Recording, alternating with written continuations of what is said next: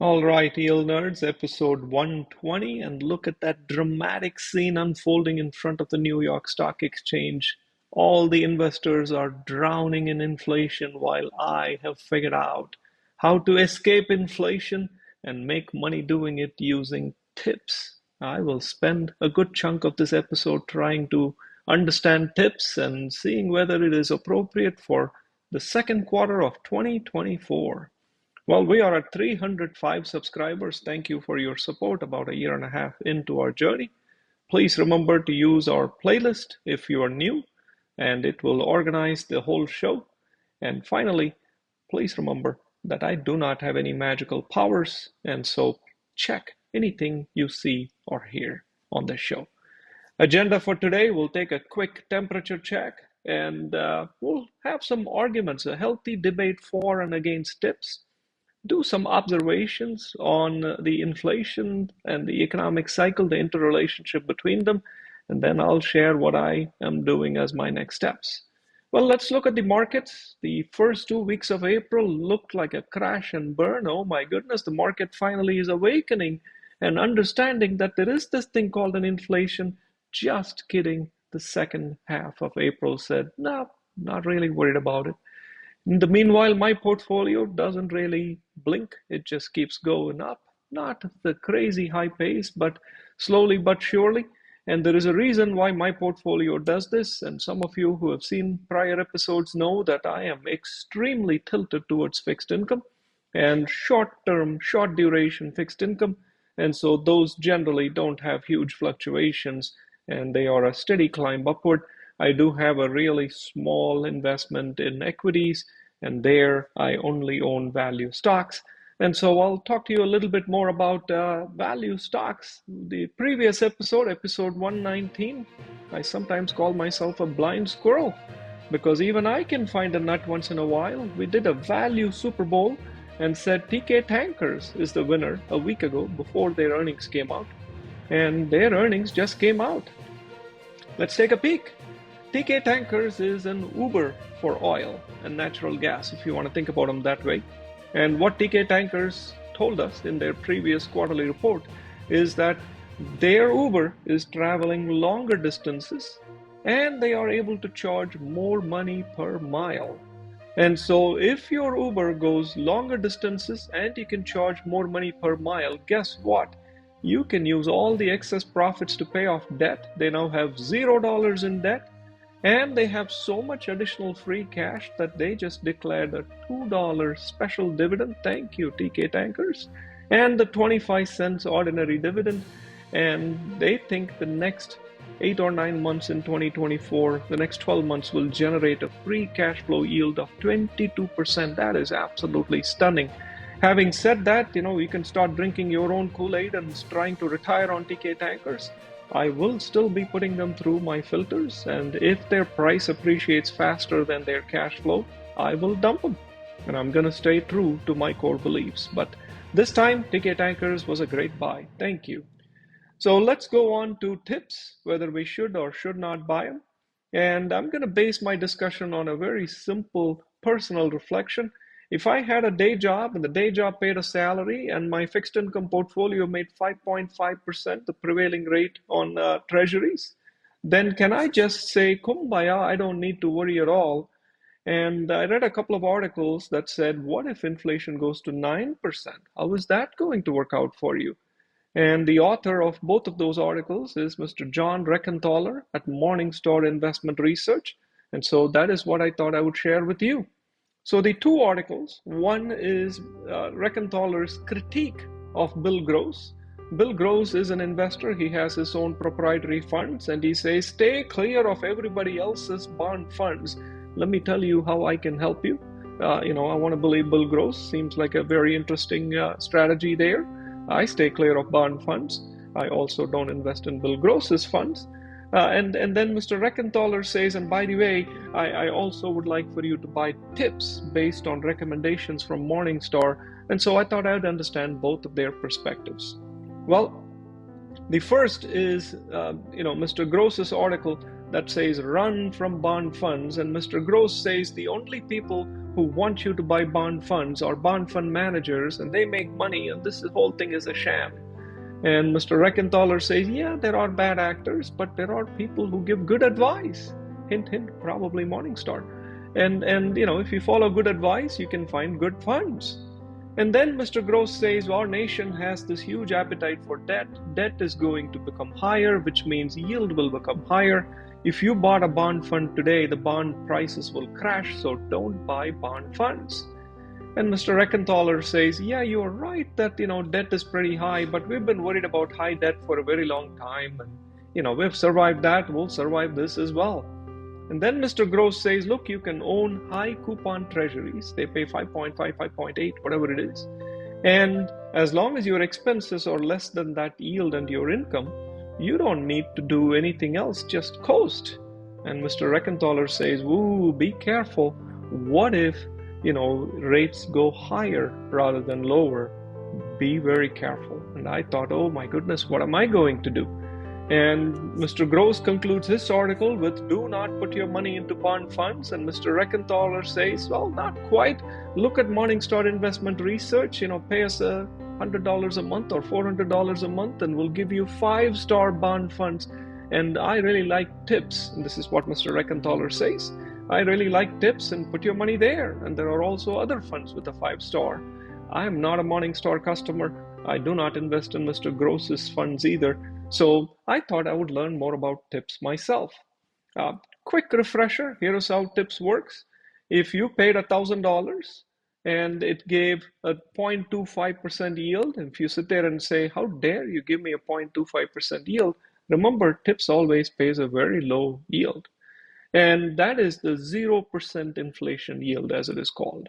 So in this scenario, for your $1,000, you get $2.50 every 6 months. If it is a 1-year bond, it matures and you collect your $1,000 back as long as inflation is 0%. And you sit here and say, I don't want to make 0.25%.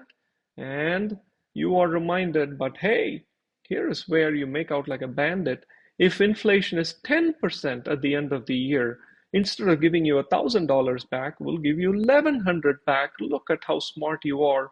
You were at the right place at the right time.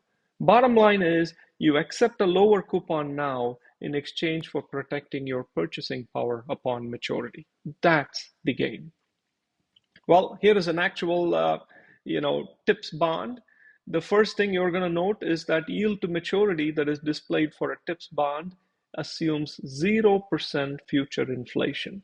In other words, on April 15th of next year, whatever inflation is will be adjusted to the $1,000.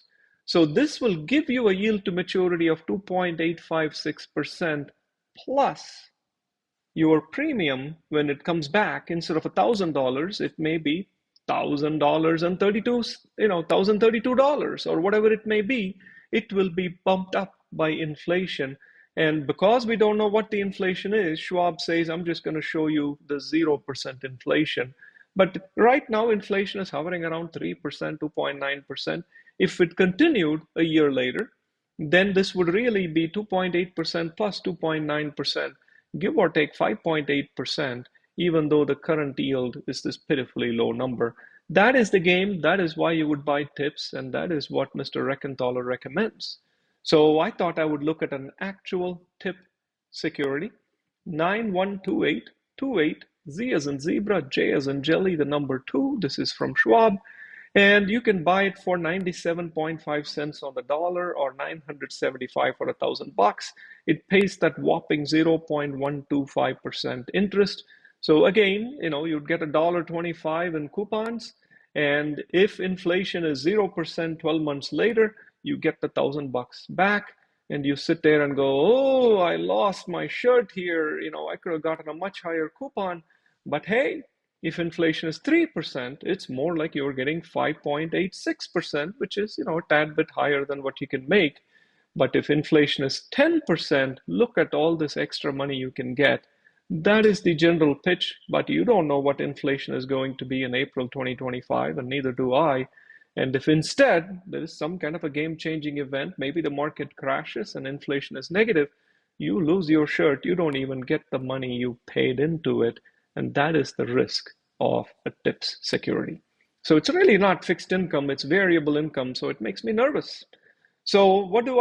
I start looking at the economic cycle to make my best decision.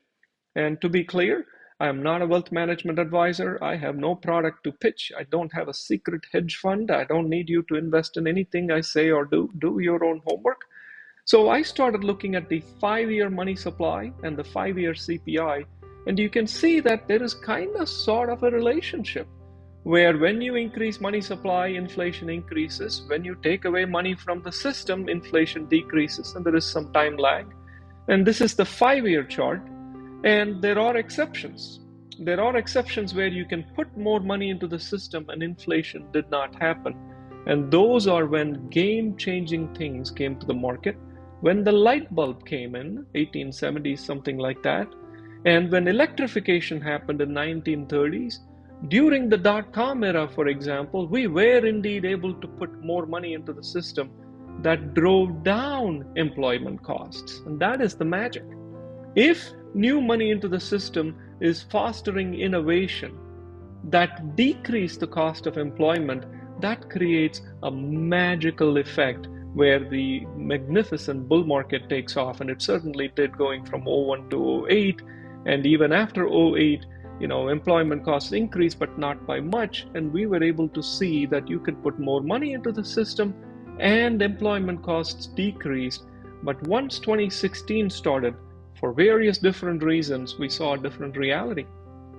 And you sit here and go, well, this is the dot-com era, and this is, whatever era, and why is this scenario happening where more money is pushing up the cost of employment? And the only explanation there is that we didn't have a game changer. There was no dot-com, there is no light bulb, there is no electrification, and you will say, but wait a minute, there was AI. Didn't AI decrease the cost of employment? And you have to then ask the question, is AI the same as the light bulb? Is it the same as an internal combustion engine? And my humble opinion is, if it were any of those, we would have dramatically changed the equation on employment costs. Unfortunately, it has increased costs because the query developer, there are new jobs that have been created that didn't even exist, and they are extremely high-paying jobs. Ford created the $5 a day employee. Now, .com created the $100,000 programmer. And so you can argue AI is doing the same. However you want to slice it and dice it, the benefits of AI have not reached the masses to decrease employment costs. And so it either is not the game changer we think it is, or it has a much greater lag time to deliver economic benefit. So as of now, we have higher employment costs, higher money supply, and higher inflation. And so what is the end? Where do we go from here? And so here are my next steps. Please make sure you do your own research. Instead of looking at the 5-year trend, I looked at a single-year trend. The green is the money supply, the red is deflation, and the blue is inflation. And if you look on an annual basis, you can see that when you increase money supply, inflation shows up a couple of years later. Once again, increase money supply, here comes inflation. And the same thing happened when we had this COVID money pump. Here we go, we increase money supply like we have never seen before. And that then created inflation that was through the roof. And then we hit the brakes and we start decreasing money supply. But even though we have done a good job of decreasing money supply, inflation is not coming down. In a simple way, we threw the ball so high that the ball is not coming down as fast as it did before.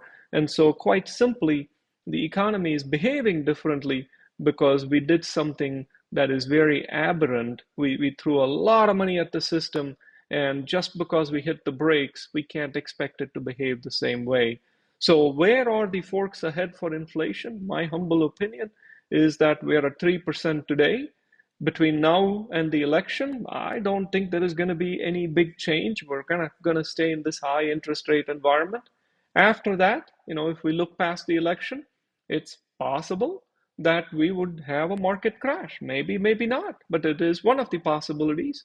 In that scenario, the Fed will quickly step in and decrease short-term interest rates, and I hope to jump to equities in that scenario. There is also the possibility of what Mr. Reckenthaler says, which is we could have runaway inflation. The dollar could crash, and tips are the winner. Maybe Reckenthaler has something, in his mind. I don't know enough to say A or nay. The next possibility is AI as a game changer truly changes the game. Huge productivity improvements happen, employment costs come down, inflation comes down, interest rates drop, and this magnificent bull market continues. You do your own math. It doesn't seem like the most likely scenario for me, but what do I know? And there is always the possibility that there is another black swan event, something like a COVID, something like, things that rattle the market, and that then creates deflation instead of inflation. If I were a betting person, I would never take odds on black swan events. I don't know if any of that is going to happen, and neither do you. I also, humbly don't think AI is suddenly going to deliver benefits that decrease employment costs in the next year. So that's not something I would put my wager on. I do strongly believe in the short run that we're going to have high inflation, high employment, and high interest rates. So I'd wager a lot there. As far as the other two possibilities, are we going to have higher inflation or market crash? My instinct would tell me the odds of a market crash are greater than runaway inflation within a year. And what that probably means is I'm staying out of tips. But hey, I don't know for sure. You may know better. Here is how you would buy tips if you choose to. Log into Schwab, go to Find Fixed Income, and then you would go to Find Bonds and Fixed Income. And there is a checkbox here that says Include Only Tips. And if you were to click that, you would get the securities, and you can scroll and say, sort by coupon. Here is what looks unbelievable. A tips with a 3.8% coupon. Remember, this assumes a 0% inflation. So if you have a 3% inflation, this is more like a 6.9% yield, and that is for the next 4-5 years. And you are like, what? 6.9% treasury state tax free for the next 5 years? Why didn't you tell me about this? Oh, one very quick thing. The price of the bond today is 108 and it matures at 100, so there is a baked in loss. So the yield to maturity really is more like 2.1 plus inflation. And I don't know what inflation is going to be 5 years from now. So you do you. And so, things are not exactly what meets the eye when you go to the high coupon tips. You could also go to the short duration tips. We actually reviewed this exact bond as an example. It pays 0.125%, and you can buy it at 97.5 cents on the dollar. The 0% inflation yield is 2.8%. And, if you want to buy it, I suppose you can buy it. Let me tell you what I did. I stuck to my knitting. I bought short-term regular treasuries, not tips.